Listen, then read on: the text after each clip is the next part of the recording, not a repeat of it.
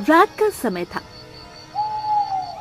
भीमा अकेले जंगल के रास्ते से होता हुआ सुंदर नगर राज्य जा रहा था।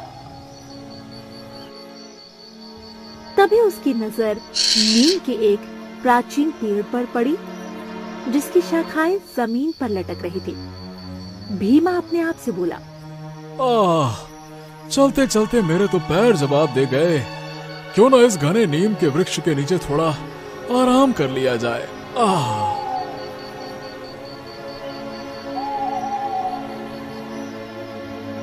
भीमा पेड़ के नीचे बैठने ही वाला था कि तभी उसके कानों में एक आवाज टकराई। मेरा नाम उल्लू है। इसके नीचे बैठने से पहले तुम्हें एक सवाल का जवाब देना होगा। भीमा की नजर जैसे ही पेड़ के ऊपर पड़ी तो उसने देखा एक उल्लू इंसानी आवाज में बोल रहा था। तुम तो उल्लू हो, तुम इंसानी आवाज में कैसे बात कर सकते हो? इस बात के कोई मायने नहीं है। मेरा एक सवाल है, अगर तुम उसका जवाब दे दोगे, उसके बदले में तुम्हें सोने चांदी के खजाने का पता बता दूंगा, और अगर नहीं दोगे तो तुम्हें पत्थर बना दूंगा। भीमा उल्लू की बात सुनकर डर गया। जैसे ही वो भागने को हुआ, वो अपनी जगह से हिल भी नहीं सका। अब तुम यहाँ से मेरे सवाल का जवाब दिए बगैर नहीं जा सकते। भीमा अपने माथे का पसीना पोंछते हुए बोला, ठीक है, पूछो। तो फिर सुनो, सवाल ये है कि एक तरफ तुम्हें एक हीरे से भरा हुआ जंगल दिया जाए, वहीं दूसरी तरफ तुम्हें एक दूसरा जंगल दिया जाए जो अंधेरे से भरा है। तुम बताओ, कौन सा जंगल लेना पसंद करोगे? मुझे नहीं पता था कि तुम इतना आसान सा सवाल करोगे। अरे जाहिर सी बात है कि मैं हीरों से भरा हुआ जंगल लेना पसंद करूंगा, और क्या। भीमा की बात सुनकर अचानक उल्लू की आंखों से लाल रंग की किरणें निकली और भीमा पत्थर का बन गया।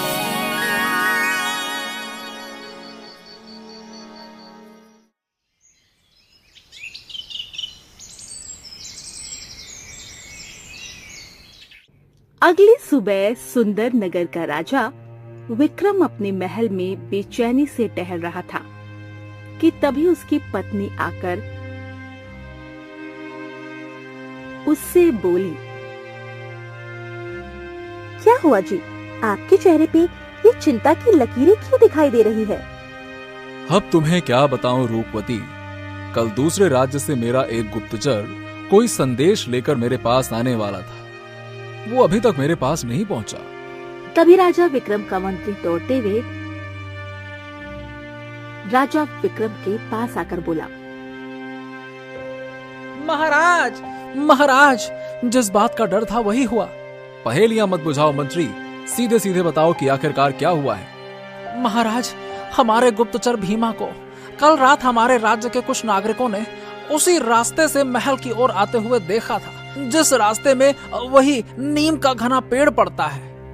ये सुनकर राजा विक्रम के चेहरे पर चिंता की लकीर और दिखाई देने लगी। जाओ, सारे राज्य में ऐलान कर दो कि सभी राज्यवासी मेरे महल के सामने एकत्रित हो जाएं।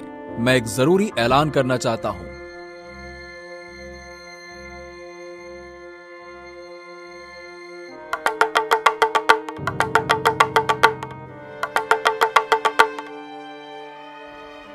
कुछ देर में सारे सुंदर नगरवासी महल के सामने एकत्रित हो गए। राजा अपने महल की छत पर सभी लोगों से खड़े होकर बोला, सुंदर नगर के वासियों, आज मैं ये ऐलान करता हूं कि तुम में से कोई भी व्यक्ति उस रास्ते से नहीं जाएगा जिस रास्ते से वो घना प्राचीन नीम का पेड़ पड़ता है। अगर कोई व्यक्ति वहां से आता हुआ या जाता हुआ दिखाई दिया तो तुम सबका कर्तव्य है कि उसे वहां जाने से रोकें। ठीक है?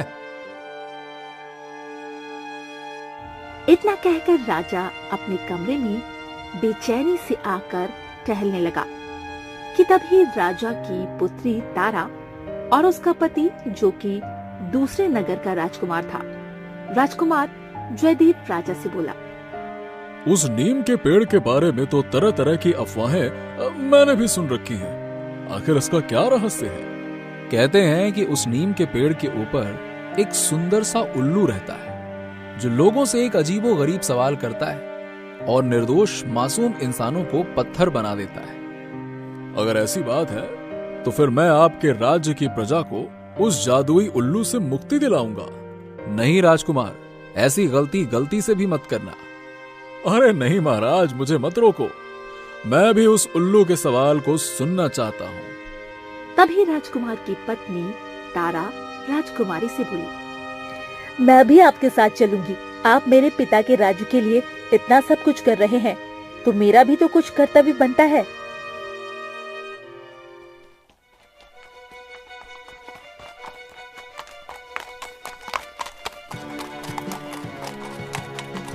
राजकुमार जयदेव अपनी पत्नी तारा को लेकर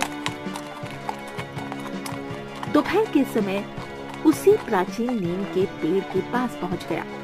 राजकुमार ने देखा उस पेड़ के पास एक बहुत ही सुंदर सा तालाब था।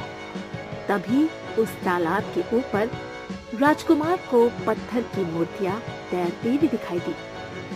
राजकुमार अपनी पत्नी तारा से बोला, मुझे लगता है ये वही मासूम निर्दोष इंसान है जिन्हें पत्थर बना दिया गया। राजकुमार ने इतना बोला ही था कि तभी उसके कानों में उसी उल्लू की आवाज टकराई।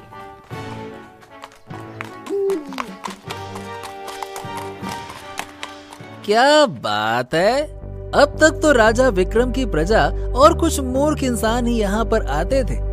आज तो महाराज का दामाद और उनकी पुत्री स्वयं यहाँ पधारे हैं।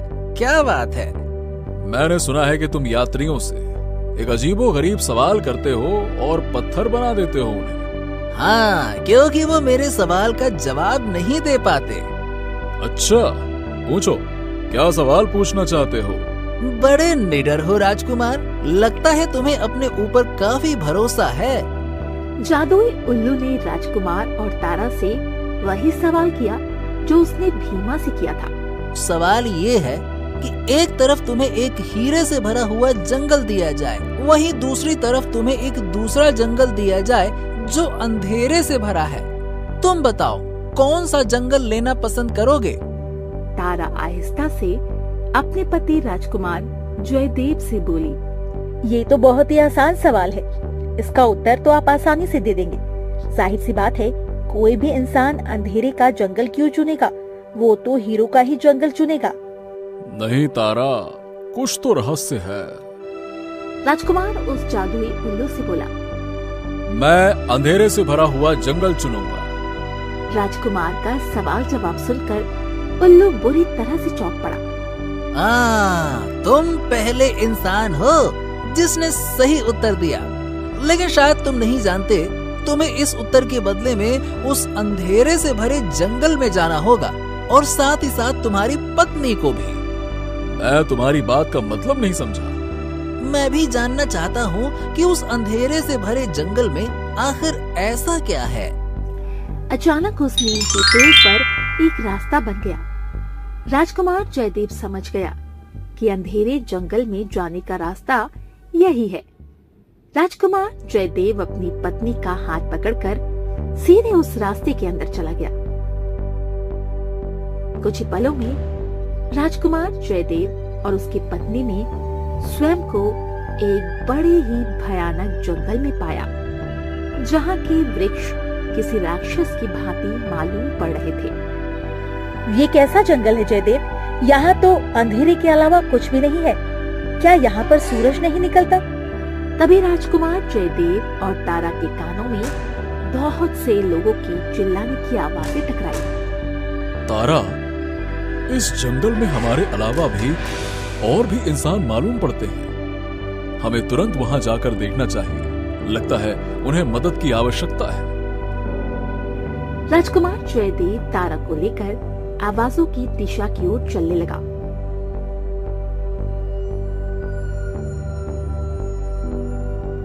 कुछ देर के बाद वो दोनों एक गुफा के बाहर खड़े हुए थे।